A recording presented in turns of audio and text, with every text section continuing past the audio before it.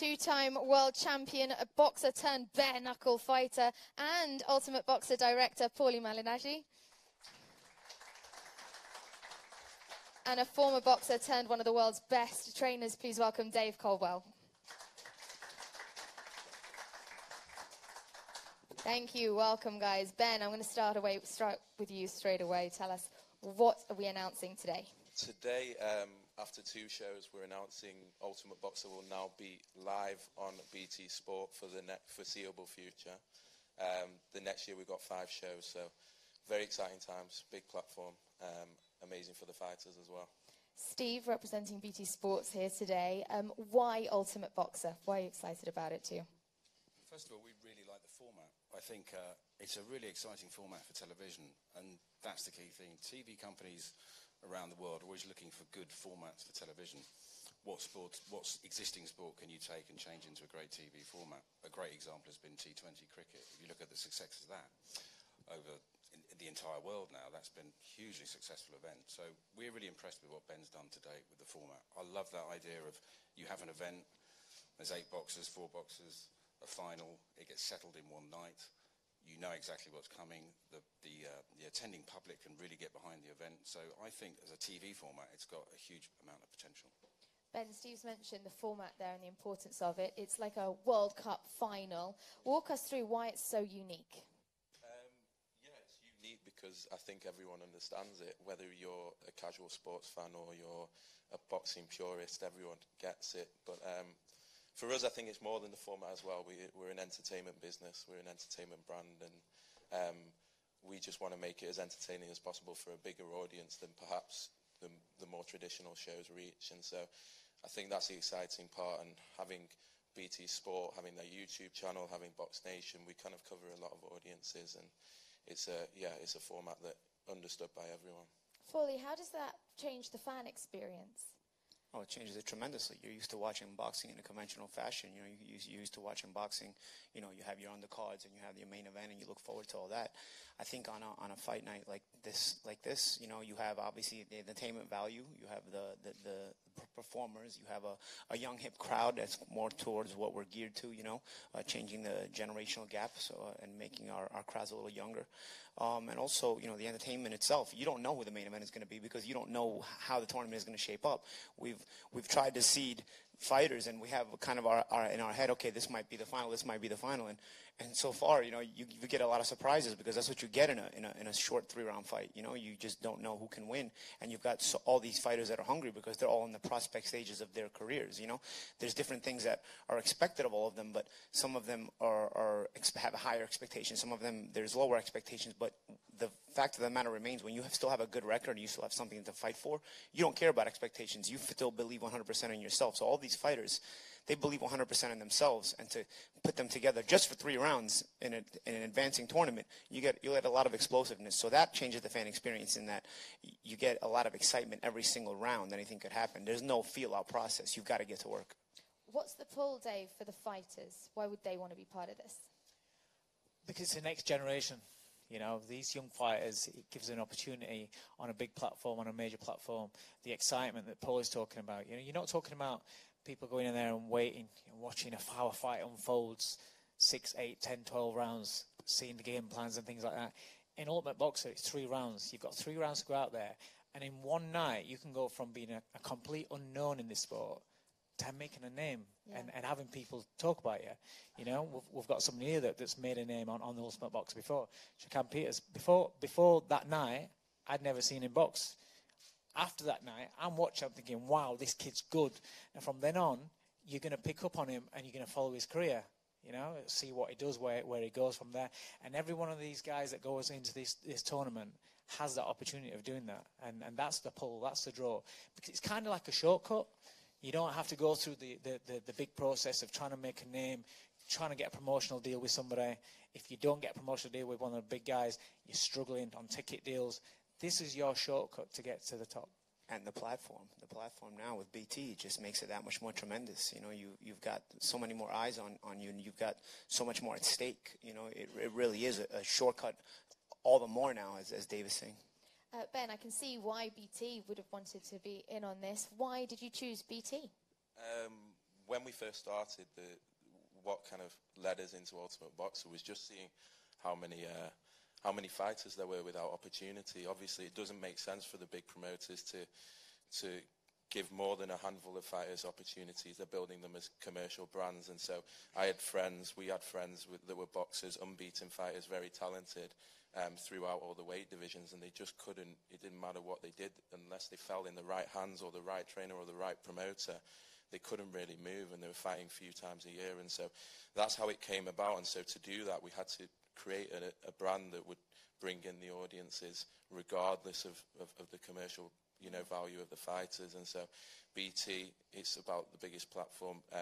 It's the leading sports broadcaster in the UK, and it also has the other platforms with YouTube and BoxNation, as I said. So it came down to having a flexible platform that was willing to work with us to get as much oxygen on the show as possible. And so that's kind of what it came down to in the end. And over the next sort of 12 to 18 months, how's BT going to help you achieve your business strategy?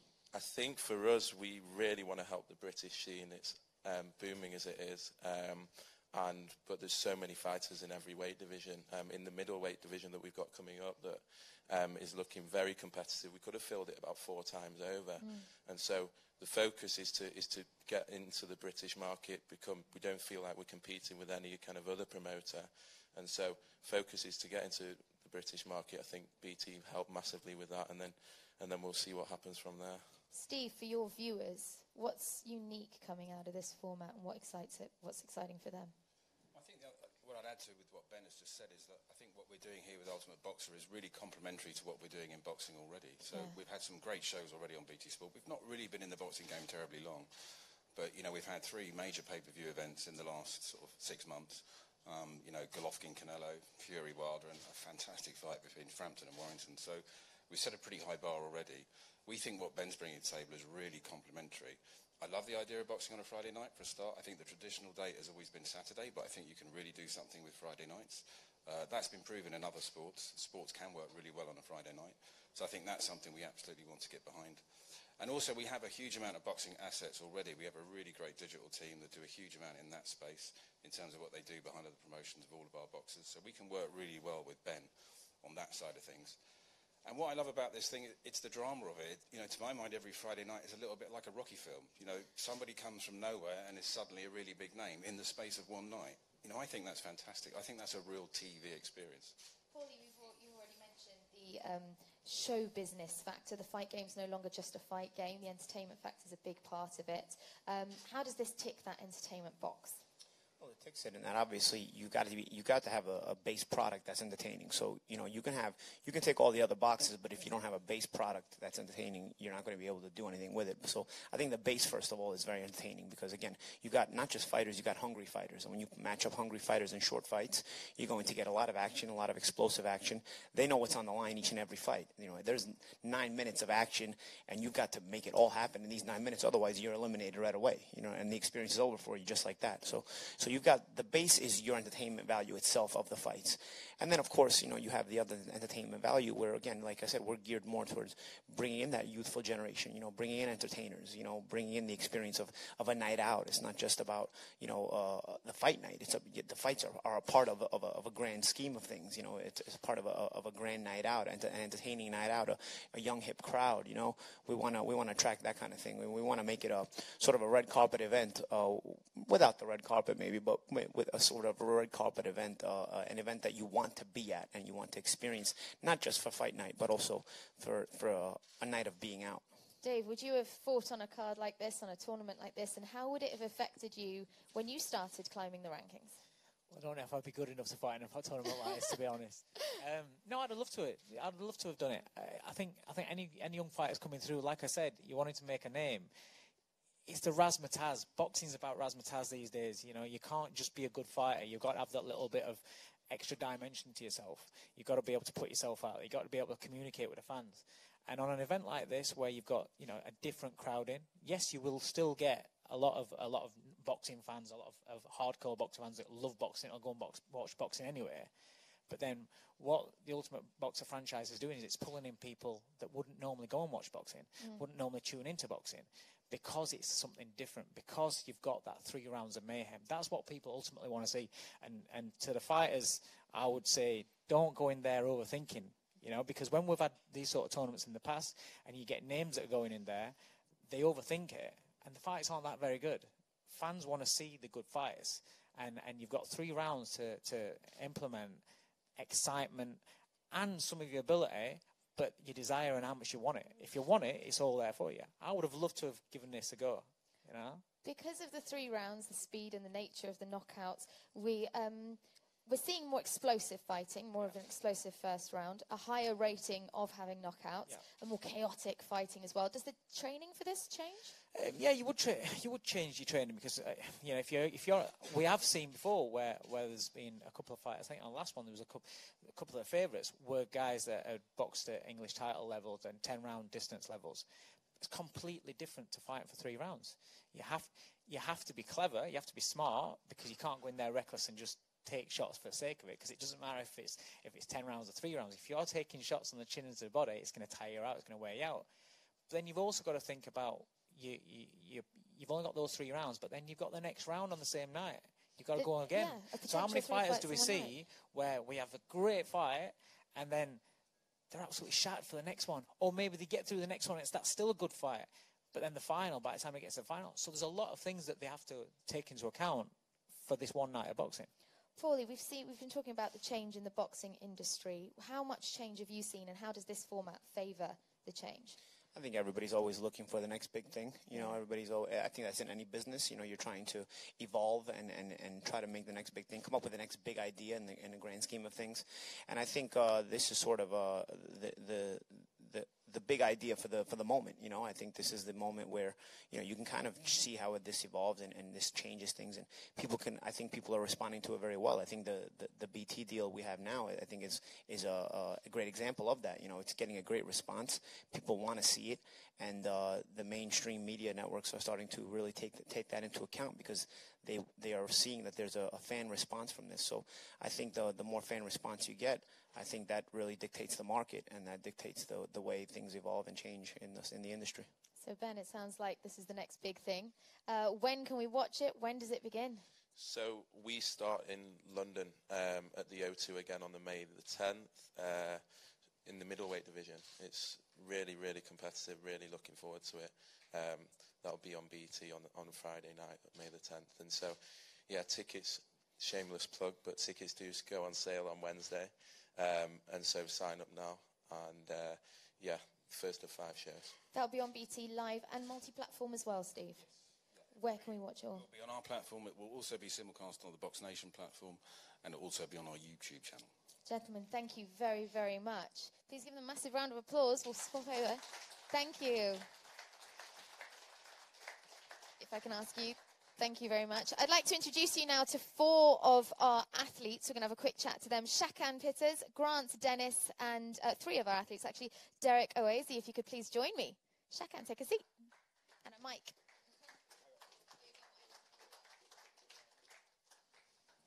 Shakan, congratulations. You are the winner, reigned victorious of our last event at the O2 Indigo in London. Tell me about that night and what's happened since. It was a great experience, great night. For myself that day, I haven't really fought out of Birmingham. So it was a new experience fighting in London. But I'll just remember a lot of my fans was all geared up for it. I brought quite a lot of people down from Birmingham. And it's just a great, entertaining night.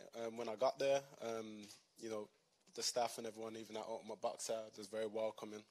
But it was just a great experience. I just enjoyed the whole journey, everything about it. And how did it affect your rankings in the division? Yeah, my ranking, I noticed that it shot up quite high. I can't remember where I was exactly beforehand, but I ended up after that being 9th in Britain. Mm-hmm. So it did shut up, and I was a good ranking from that. Yeah. It drew a lot of eyes to you and your name. There's been positives and negatives, right? Yeah, we've had a lot of interest in my name. I've had a lot of people contact me, but even around, that's a part of that's part of boxing. If you're not if you're not going to be prepared for that, then obviously you're in the wrong sport. But it's been great, even in my hometown.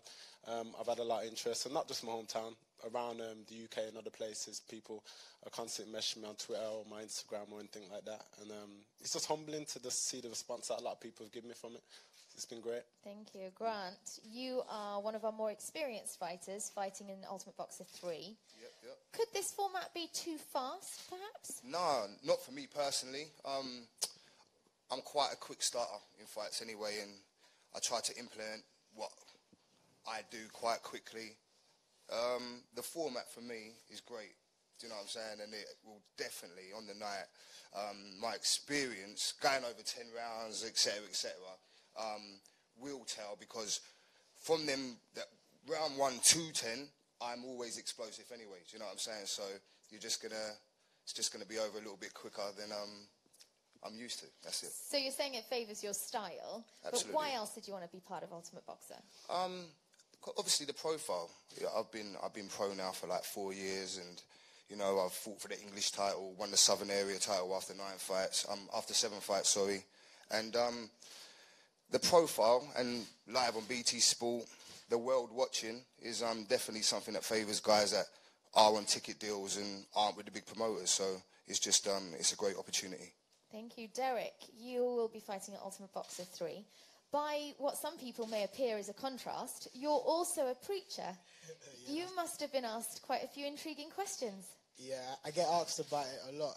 My nickname is actually the Punching Preacher, which it wasn't given to me. I didn't pick that nickname, but it kind of stuck with me. The Punching Preacher. Punching Preacher. I hear so you, yeah. Some days I punch, some days I preach. So yeah, that's how it goes, really. And what kind of questions are your community asking you? Because from a sort of religious point of view, people could see that as a contrast. Yeah, I get a lot.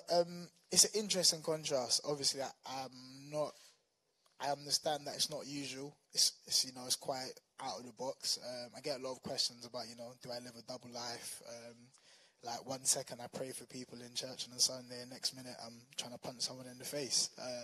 I get interesting questions like, you know, do I wear a collar?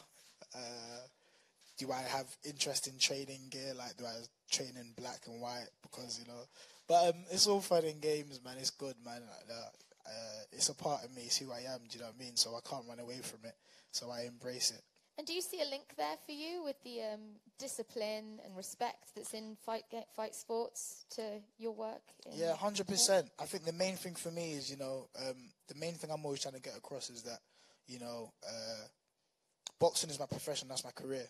You know, me being a minister is based on my faith. You know what I mean? So for me, my faith has played a very important part in getting me to where I am today. And I think going into the ring, I think what separates me with my faith and belief in that, knowing that I can't be scared of anything. Do you know what I mean? So I think that's the main thing. So yeah, I think it's a great opportunity, a great platform to basically show what I'm made of. Looking forward to watching you guys fight. You'll be fighting again on the night, won't you, Shakan? Yeah, I'll be next fight on the night, so it's a good opportunity again to be on a good stage, involved with obviously these middleweights again, so it'd be good. Not in the actual, obviously, prize fighting bit, I ain't getting down to middleweight, but it's good to be on that, obviously, the show again, and I'm happy to be back in London, definitely. All three of you sound so intriguing, I could talk to you for hours, but I think this lot would kill me if we did. A massive round of applause for our fighters. Thank you.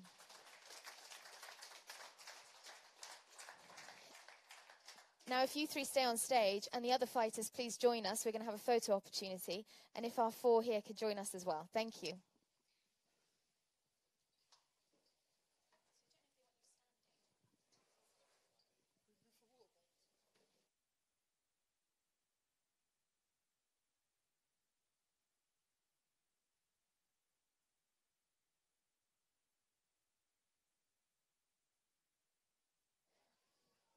After the photos, we will give you an opportunity to interview some of our guests today, so do hang around.